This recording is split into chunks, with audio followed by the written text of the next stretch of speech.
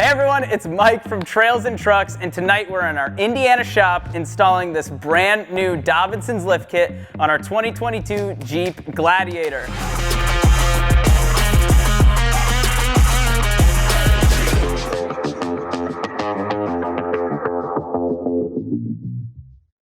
If you guys like what you see tonight, shoot us a like. It is freezing in here. We don't have any heat. A like will get us matching sweaters. If you subscribe, maybe we'll get some heat. Follow us along. Let's get to it.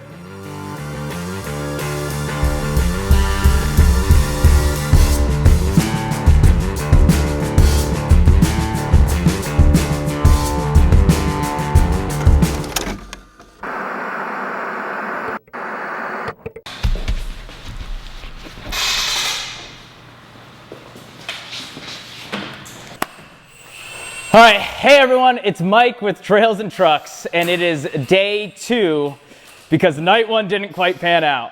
Our no instructions attempt to get this Dobinsons kit installed on our 2022 Gladiator turned out to be a little bit more than we could chew, but we've learned a lot, and we're here to show you guys some strategies and some tips so that you don't make the same mistakes that we did putting this awesome kit in your truck. Let's get it.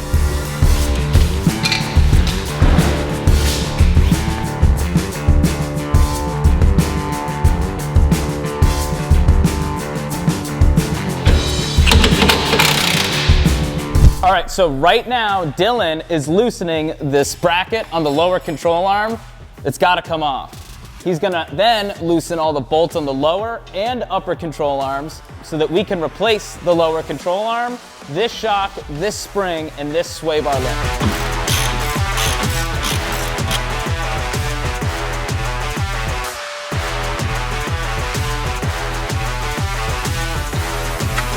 All right, so here's our first little hiccup we ran into.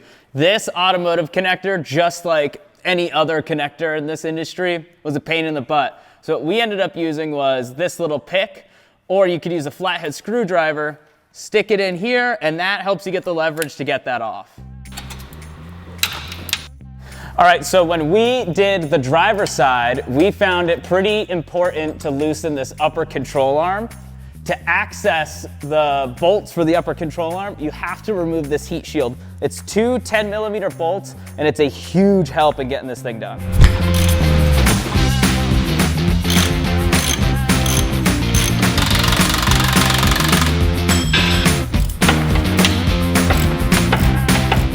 All right, here's a good one, because we've done this twice now. You'd think we'd learn our lesson the first time. When you're loosening this upper control arm, you have to put your socket through this hole in the frame to get to the nut. Be very careful when you're pulling your socket out.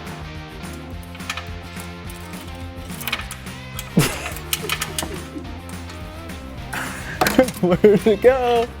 Not to drop it in there. What I'm cutting right now out of the fender well is just kind of in preparation for mounting the shock reservoir over here. We're gonna cut this fender wall to make some room for that, and it also gives us a little bit more access to this upper shock bolt.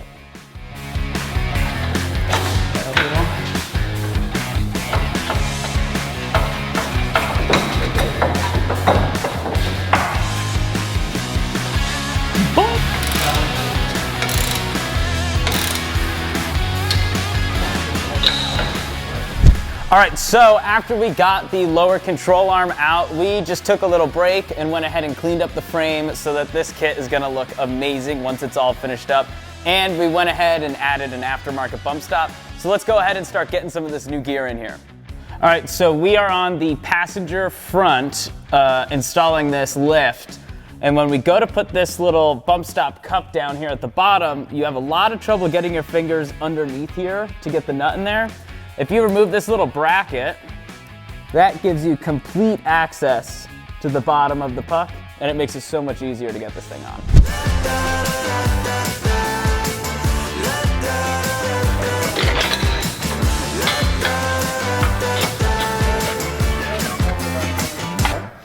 All right, so we just tried to get the front suspension put back together, and we put the coil spring in first.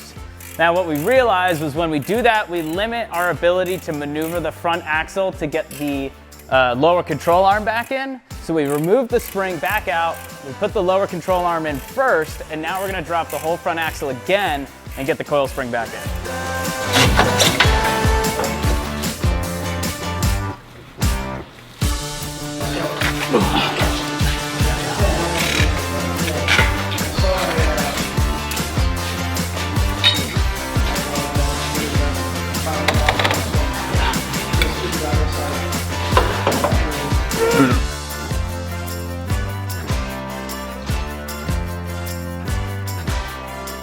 All right, so every build is a little bit different, but looking at our Gladiator, this is kind of the strategy that we took to mount the reservoirs.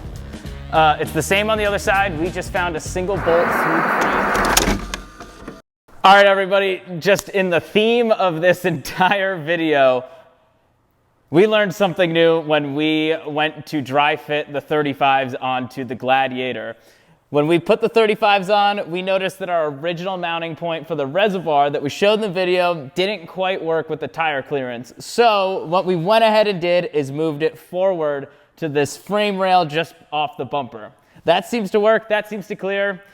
Sorry for the confusion, but I hope this helps. All right, so we finally have the entire front suspension replaced with the Dobinsons kit. We've got our new shock, we've got our new coil, new sway bar link, new front control arm. Everything's good to go, and now we have a ton of work to do on the back, so let's get to it. All right, so back here, we learned a lot right off the bat. Our original goal was to complete the entire driver's side and then show you guys step by step how to get the entire passenger side done. What ended up happening? We realized that in order to get enough slack in the rear suspension, we had to disconnect or loosen everything. So we loosened both upper control arms and both lower control arm bolts and this panhard bar. That gave us the articulation to get the rear suspension down far enough for us to compress the rear spring and get the lift installed. So check it out.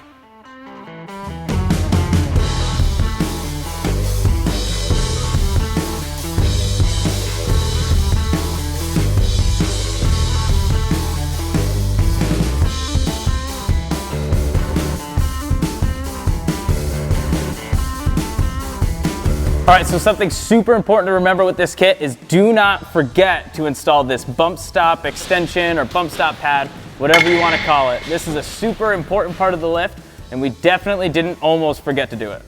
All right, so besides dropping the entire rear end of the vehicle and loosening the control arms and everything else, the other biggest tip we have for installing the rear portion of this lift kit is using these McPherson strut compressors.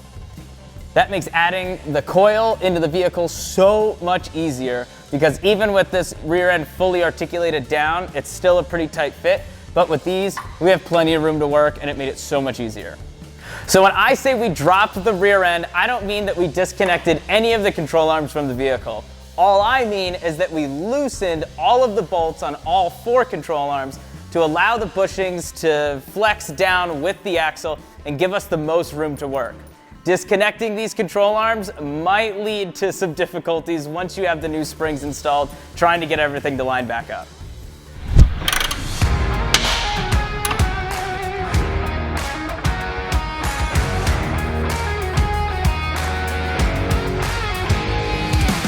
All right, so the last thing that we are noticing after installing this entire kit is that the stock brake lines are pretty taut on here. The next mod that we are going to do to this is going to be to get some extended brake lines on the front and on the rear. But in the meantime, we're gonna slap the wheels on this and send it to the alignment shop because we are done with this lift kit. All right, so our 2022 Jeep Gladiator build is done. We have the entire Dobinsons 3.5-inch lift installed on this bad boy. We're gonna ship it off to the alignment shop in the morning, and when it comes back,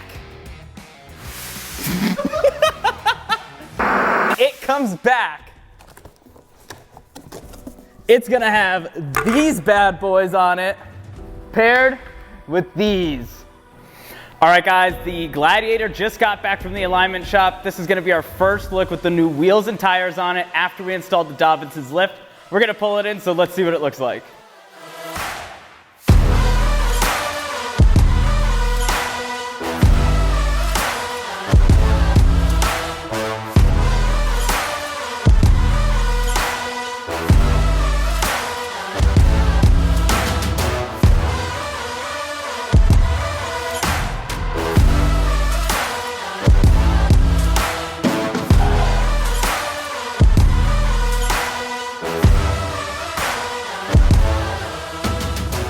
All right, everyone, I hope you enjoyed our 2022 Jeep Gladiator build as much as we did. We definitely had a blast on this thing.